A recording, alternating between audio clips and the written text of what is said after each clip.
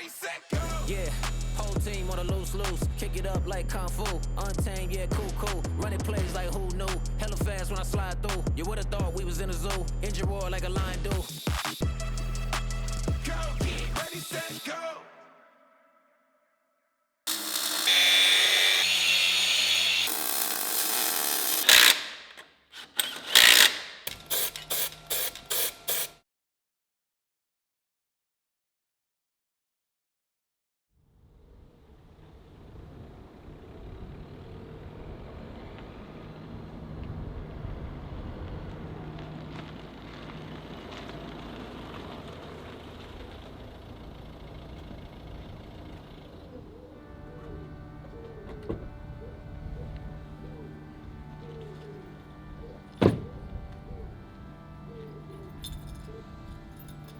This is literally my home from home, my office from my office, my therapy, my gymnasium. You know, I spend every spare minute in here. This is truly my church.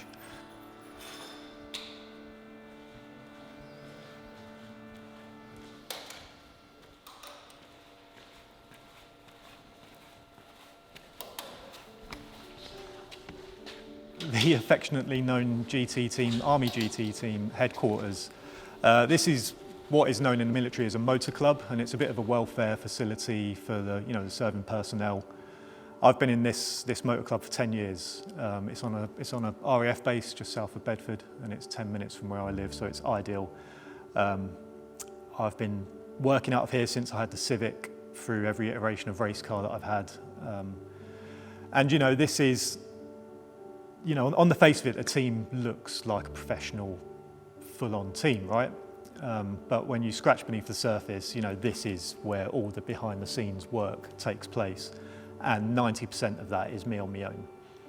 The teams that we're competing against, it is 90% of those teams, it is the team's full-time job to manage that car during the week, and get it to the race weekend and manage it for the drivers through the race weekend. But it is literally me on my Todd 90% of the time. And because we're all serving soldiers, we wear full-time jobs. So, and the guys from the team are spread all over the country, so it's difficult for the guys to get here, to get the time to get here to help out with the car. It's no shake on the mechanics, but it's just the reality of it. I have to spend every spare minute I have, and I literally set up an office in there to work from home. And when I'm not on my laptop doing meetings or whatever work I need to be doing, I'm grafting on this because it needs every spare second I have to do that. And guys have been out to help with the car since it's been damaged. JC, Josh have been down to help with some of the repairs. I've got Sean coming on Saturday, hopefully, to help out. I appreciate the help.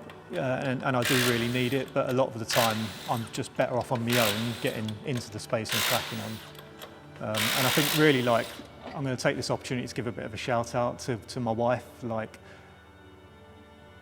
I've been spending increasing amounts of time here instead of being at home, and she's not complained once. She's actually, if she's got time, she comes and helps me, just potting around, cleaning up behind me, doing some heavy lifting with me, whatever's required, and I'm truly grateful to her for that, and I can't thank her enough for that, and I owe her, some nice dates or holidays or whatever it might be. So yeah, thank you to my wife to, just supporting me through this really, because it's definitely taken time away from time that I should be spending at home with her, and I'm sure she feels it, but she's never said anything to that fact, so I really appreciate it.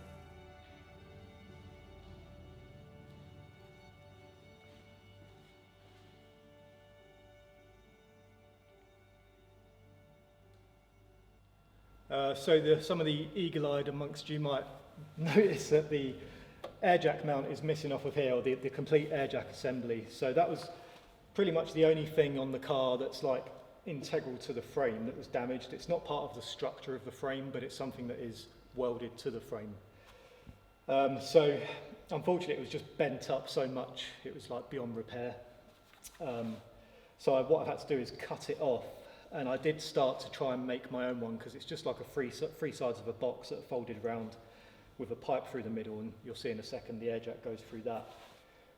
I just don't really have the proper tool in here to do that nicely, and like I said before, I don't want anything half-assed on this car. Like, I want this car back to how it was, so I just didn't have the equipment to do that properly. So what I did was I found out, like, there's all over the country there's these metal fabrication shops that do laser cutting, and you simply send them a CAD file and they will effectively cut it out and send it back to you, which is great, except I didn't know how to draw in CAD or use CAD software. So I spent a late afternoon and evening the other night learning how to use the software, and actually it's pretty straightforward. It's a bit overwhelming when you first load it up, but it's pretty straightforward, especially in 2D. Yeah, drew it up to the measurements that I've got, and on the bench I now have the laser cut part, so we need to put that together. Yeah, so here's the original air jack mount, and it's just been bent completely out of shape. It's pretty much twisted across 3 planes, and you could probably try and massage it back into shape, but it'd never look right, and really I'd say the strength of that has been taken away somewhat. So yeah, as we just discussed, really, this is the laser cut part that I had done. I also told them where I wanted it bending on a 90-degree plane, and I already had a piece of pipe that I could use, so that will effectively just go straight through the centre there. Real lovely, nice tolerance fit. I need to weld that in now, and that's that assembly done and put together. Then we need to weld that on the car. What's key for putting it on the car is that it goes on perfectly square, so that the air jack can strike the ground perfectly perpendicular to the car, so it's a positive upward motion, as opposed to any sort of weird angles and it's trying to push the car backwards or forwards or whatever. It's just unsafe, and it puts a lot of stress on parts. So yeah, this is going to take a little bit of time. It's a lot of sort of fettling and gently grinding bits away and getting that flush fit that I need, but the first thing I need to do is weld this up.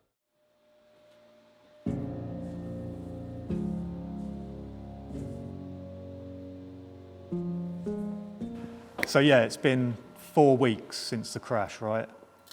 And it's just been a blur of work. It's felt like, a mountain of work to get the car ready.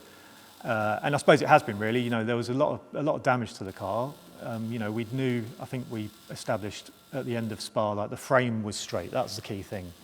But the way the car's designed, when it crashes, it just sheds everything off of the frame to save the frame. So there was a lot of work, and the first part of that was finding the spares, because we were pricing up the spares through Ginetta, and it was exceeding 15 grand for the bits that we needed. The problem is, because those spares are expensive and they can only come from Ginetta, the teams that hold spares don't want to let them go because they cost money and they're going to need them at some point. So, I did, in the first week after Spa, I think I drove like 20 hours around the country just picking up bits from various people, drawing cash out on my credit card to pay for it, because that's what we had to do. We had no float of cash behind us to make it happen. So yeah, the first part was like collating all the spares, and then whatever was left over, which was still to the tune of like nearly 6 grand, was an invoice through Ginetta, parts from Ginetta, just to finish the build, and then a few odds and sods here and there. Some bits, I've managed to like reverse engineer, which I'm sure we'll talk about later, to alleviate the costs from Ginetta and just make it myself. Some bits I've just refurbished myself or repaired, but really I don't want this car to be deteriorated in how it was when we started this season. I want this car to finish the season as we started it, so I'm trying to replace things like for like, and repair or reinvigorate bits where I can. Another shout out I really want to give is to Raceworks Motorsport. They're just down the road from here, and ever since our endeavour with this Ginetta, they've been truly on side and just always given me advice and help. They lent me like suspension parts just to get the car back on 4 wheels so we could roll it around, to get it to one of the engagement events that we did at Alton Park. And actually they really helped me out with a lot of spares as well for this, and they've just always been, Mike, who runs Raceworks, has always been so spot on with us, and I can't thank him enough as well. And thanks again to the other teams that have actually not given us but sold us some of the spares as well.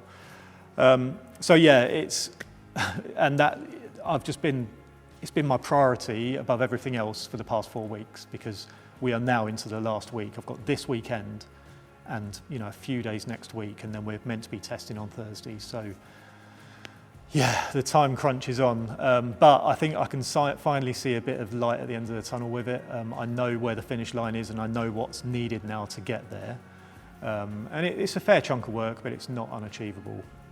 It's going to come down to like, can we actually make the car look pretty again in terms of like wrapping it and all the finer details with the car before we get to Snet? I don't know, but will the car be running straight and ready to race? Yes, I think it will be. It just might be missing some of the finesse off the top of it.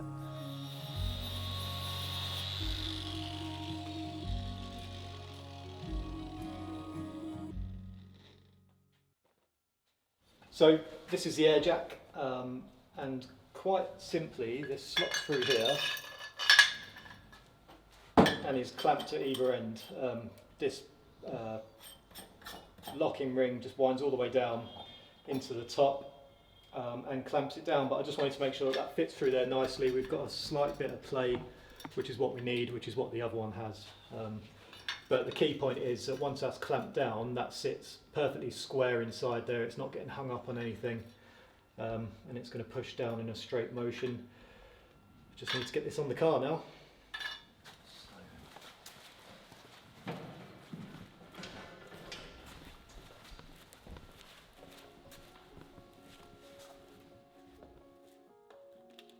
Snetterton, we're back as a free driver team at Snet, which is great, so we'll have Josh back on board. I don't think the plan's going to change for Snet.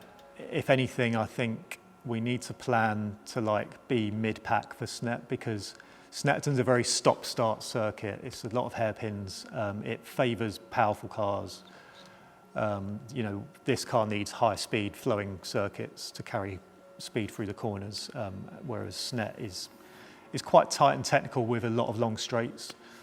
So I think we're going to struggle there anyway, and eating some more humble pie for the team or for the drivers.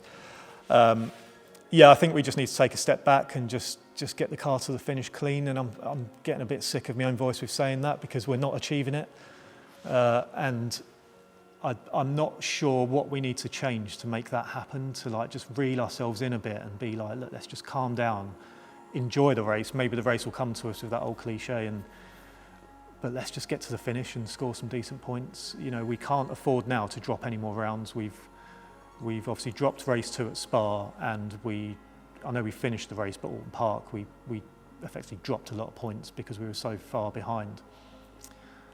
So we can't afford to drop any more races where we're not scoring good points, or we're just going to drop off any chances with the championship. So yeah, I don't think the plan's going to change. I just think we need to work out how we can just relax it a little bit. I spoke to the drivers recently about, when did you feel like the car felt like its best? You felt comfortable in driving the car, what setup felt good for them? And I think we all kind of agreed it was right back at the start, Donington, because effectively the car was on the base Ginetta setup, which I'd imagine they give to their customers to be quite a safe and stable setup. Might not be the fastest, but it feels good. So I'm probably going to run the car back to its base Ginetta setup, and yeah, we'll go with that really. I think at Spa I spoke about making the car slick for the long straights and all of that. We're not going to do that. We're just going to run the car safe, make sure the driver's got a cool head, even though it's probably going to be a 35-degree heat wave again. So yeah, I think we just need, and especially with Ted, a bit of a TP chat, team principal chat, just to not egg anyone on. We're not going to worry about lap times as much as I really want to get a sub 2 minute lap at Snet. In the Ferrari I did a 2 minute .4. I was looking the other day, and I'd love to just go 1:59 something, but let's not talk about that. We're not going to worry about that. If it happens, it happens. Yeah, we'll that's the plan. And of course, just make sure the car's working. Yeah, we're testing Thursday, like I said, and then we've got Friday to make any minor tweaks to the car. Might even mean I have to bring it back here to do some repairs that I just didn't realise that needed doing because there's been so much work. And then we're into it Saturday. the key thing with Saturday as well, which I'm sure we'll chat about on the day, like there's no 60 minutes free practice on Saturday. We've got quali and then we're into the race and that's it. So yeah, it's going to be fast and furious.